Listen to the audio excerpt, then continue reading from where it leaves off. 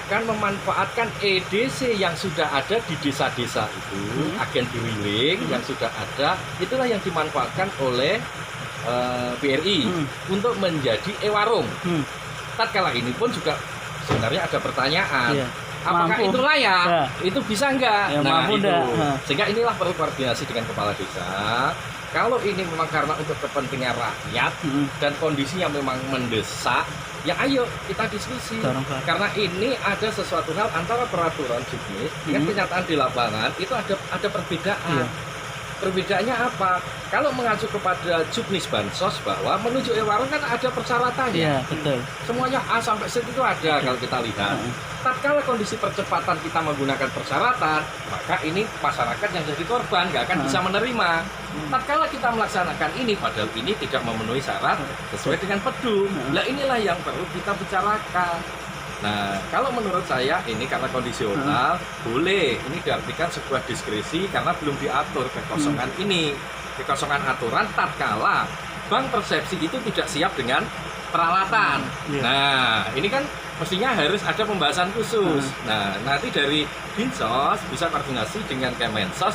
Tatkala seperti ini, maka bagaimana? Apakah ini sah? Apakah boleh? Atau bagaimana? Itu. Yeah. Mas, untuk yang perluasan tuh apakah supplier? Itu sama dengan supplier yang dulu, BPNT. Kalau sekali lagi Mas, tadi saya sampaikan bahwa kepala desa itu tidak diberi kewenangan sama sekali secara regulasi, ya saya bicara regulasi.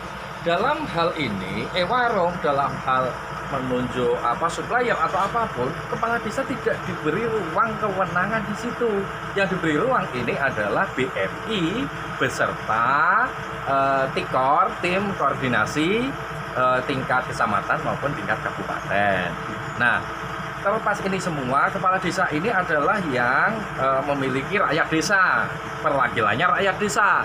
Tatkala ini adalah untuk rakyat desa, dengan kondisi seperti ini, kondisinya adalah ini satu percepatan, karena ini bantuan ini harus segera tersalur. Yang kedua adalah kondisi saat ini, kondisi pandemik ini memang sudah dibutuhkan. Yang ketiga, bantuan yang lain ini sudah cair, tinggal menunggu bantuan ini. Nah, tatkala kondisi darurat seperti ini, kemudian dilalui dengan apa? Tatkala bank persepsi atau bank penyalur Himbara itu ada keterbatasan alat EDC-nya. Nah, ada keterbatasan alat sehingga dia tidak bisa menunjuk e-warung yang betul-betul memiliki usaha di bidang sembako contoh gitu. Tapi walaupun yang lain ada, tapi ada yang e-warung itu karena dia agen pupuk. Karena yang memiliki EDC di desa itu ya hanya itu. Nah, kira-kira itu bagaimana gitu. Nah, tentang sorotan dari Komisi B terkait dengan restart ulang supplier dari BPNT yang diarahkan harus sesuai dengan pedung. Menurut Ketua Praja bagaimana? Kalau itu sudah secara regulasi bukan kewenangan saya, tetapi kami secara umum saja. Kalau kami menyikapi bahwa terkait dengan BPNT yang perluasan, tidak yang reguler, yang perluasan yang saat ini mau turun ini. Terkait dengan BPNT yang perluasan ini, karena ini BRI, otomatis dia menunjuk e-warung baru. Kemudian dia menunjuk otomatis penyalur atau penyedia, penyedia bahan pokok yang bekerja sama dengan e-warung. Nah, itu adalah kewenangannya BRI dengan TIKOR tingkat kecamatan kabupaten. Nah, atau Dinsos di kabupaten. Nah, tatkala ini untuk menunjuk kelaikan untuk dia sebagai warung maupun sebagai penyuplai atau mungkin pihak ketiga lain yang diatur di dalam pedung, maka ini kembalinya adalah kepada pihak TIKOR serta melihat kondisi lapangan yang ada. Contoh tadi, kalau dia itu menjual pupuk sebenarnya, karena di desa itu ya hanya itu saja yang punya briling EDC. Nah itu kira-kira bagaimana? Nah itu mestinya kan harus diputuskan bersama. Seandainya desa ditunjuk itu mampu enggak? Wah sangat siap, sangat siap. Jadi kalau desa melalui BUMDes atau BUMDesma ditunjuk, wah sangat siap. sangat siap. Sangat siap. Tetapi begini Mas, sampai saat ini kita di Pedum itu sudah jelas tegas bahwa BUMDes tidak boleh menjadi warung. Ini kita sudah skakmat sebenarnya, skakmat di situ. Tatkala BUMDes sudah tidak menjadi warung, maka saat ini BUMDes ini juga tidak bisa mimpi untuk masuk menjadi warung. Nah, tatkala kita menjadi supplier, ini mestinya kita juga harus diberi guidance dari mana? Dari Pemkab. Nah, Pemkab mestinya membreakdown dari Pedum itu tanpa harus menyalahi Pedum, tetapi di sini harus ada petunjuk-petunjuk teknis dalam rangka melaksanakan Pedum itu. Jadi jangan Pedum dilempar ke bawah, karena kalau saya membaca Pedum itu sifatnya masih secara umum, sehingga secara teknis spesifiknya mesti itu harus di breakdown. Dengan catatan membreakdown ini jangan sampai menyalahi Pedum. Contoh ada bahwa pihak warung dapat bekerja sama dengan pihak ketiga untuk memenuhi kebutuhan. Nah ini kan ada klausul seperti itu. Kalimat dapat ini kan bisa iya, bisa tidak. Boleh juga tidak salah. Kemudian dia tidak melakukan dengan pihak ketiga juga tidak salah. Nah, tatkala ini melakukan dengan pihak ketiga, contoh dengan BUMDes, contoh dengan BUMDesma. Nah, ini kan mestinya harus ada tata aturan di situ. Boleh dengan catatan BUMDes yang bagaimana. Gitu. Jadi BUMDesnya harus yang memenuhi apa, punya modal berapa, punya izin apa dan sebagainya. Ini mestinya harus dituangkan tatkala ada kekosongan pengaturan itu di tingkat regulasi Pedum, maka di pihak Pemkab, pihak dinas sosial atau yang terkait ini membuatkan aturan itu atau PMD. Nah, inilah tadi saya mengatakan untuk ada sinkronisasi, karena bantuan ini dibawahi kalau di tingkat desa, kami pemerintah desa di bawah PMD, kemudian bantuan sosial di bawah Dinsos. Sehingga antara PMD dan Dinsos ini mestinya harus saling berkomunikasi, berkoordinasi yang lebih intens. Saat ini mungkin sudah, tapi harus lebih lagi. Nah, kami dari Paguyuban sangat siap tatkala diajak koordinasi, komunikasi agar kondisi di lapangan bagaimana kami juga bisa menceritakan secara real.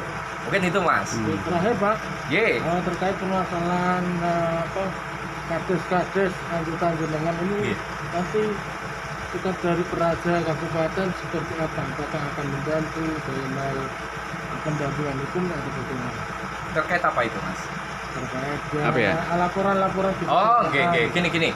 Kami juga menghormati dan mengapresiasi teman-teman, barangkali itu merupakan satu kritik otokritik ya. Jadi kritik otokritik itu kan tujuan untuk membangun, untuk memberikan satu penilaian dan harapannya adalah goalnya adalah untuk kebaikan bersama. Tatkala memang tidak semua, jujur saja, tidak semua kades punya SDM sama, punya kemampuan yang sama. Kemudian juga kondisi desa satu yang lain berbeda-beda. Tatkala ada yang mungkin 1-2 mungkin kesalahan administratif dan sebagainya, tadi juga saya sampaikan kepada kejaksaan, kepada Polres bahwa Kejaksaan Polres itu hadir dalam posisi sebagai fungsi pendampingan dan fungsi pencegahan, bukan fungsi penindakan. Ya, sehingga tadi disampaikan juga Pak Kasih Intel bahwa sudah disampaikan sebenarnya ke Peraja ada fungsi untuk pencegahan. Jadi tetapi kalau nanti sudah menjadi laporan pelanggaran hukum, fungsinya kejaksaan bukan fungsi daripada pencegahan, tapi sudah penindakan. Nah, kami berharap di Blora dan semuanya lah teman-teman kades tidak sampai masuk ke ranah penindakan, tetapi cukup ke pencegahan. Rencana pembuatan kira-kira sejauh mana istilahnya teman-teman Peraja terakomodir untuk penyampaian Pak atau mungkin. Terima kasih Mas. Jadi evaluasi kali ini sangat baik sekali, momentum yang sangat luar biasa karena kita lalui sebelumnya kepala desa, perangkat desa, Pak RT, Pak RW, semuanya yang ada di tingkat desa kita konsentrasi untuk penanganan COVID dan penanggulangan COVID, terutama adalah yang pertama penanganan kesehatan, yang masyarakat, yang kedua adalah terkait dengan penanganan ekonomi. Nah, tatkala saat ini kita penanganan ekonomi, bantuan-bantuan sosial JPS baik dari pusat, dari kabupaten maupun dari BLTDD dan dari provinsi ini sudah hampir selesai semuanya, sehingga kita melakukan satu kegiatan evaluasi di sini dengan tujuan yang pertama adalah kita akan bisa memetakan mapping persoalan apa kendala-kendala di desa teman-teman. Kemudian yang kedua, tatkala itu kita mencari solusi bersama, menyamakan persepsi. Kemudian yang ketiga adalah dengan adanya evaluasi ini kita akan menemukan satu formula yang tepat di kemudian hari, karena sudah muncul PMK terbaru, Peraturan Menteri Keuangan Nomor 50 tahun 2020 bahwa BLT dana desa diperpanjang selama 3 bulan dengan nilai 300.000. Tatkala kemarin itu ada kendala-kendala atau masalah di tingkat desa masing-masing sudah kita inventarisir, maka harapannya ke depan ini sudah tidak ada persoalan. Kemudian yang selanjutnya kita share kepada publik, kepada kepala desa, perangkat desa, Pak Camat, semuanya tadi itu adalah penyamaan persepsi dengan dinas sosial, dengan PMD maupun dengan gugus tugas COVID tingkat kabupaten lurah, tadi ada semua, bahwa dalam penanganan pandemik ini semuanya susah. Tidak ada pemimpin yang tidak susah. Tatkala susah seperti inilah, maka kita wajib saling untuk membantu. Jadi saling membantu, saling mengisi, saling kita mengingatkan, dan saling kita untuk memberi berbagi ilmu maupun trik-trik agar terjadi percepatan di dalam penanganan bantuan-bantuan JPS ini. Oke, terima kasih Pak Agung Heri. Terima kasih.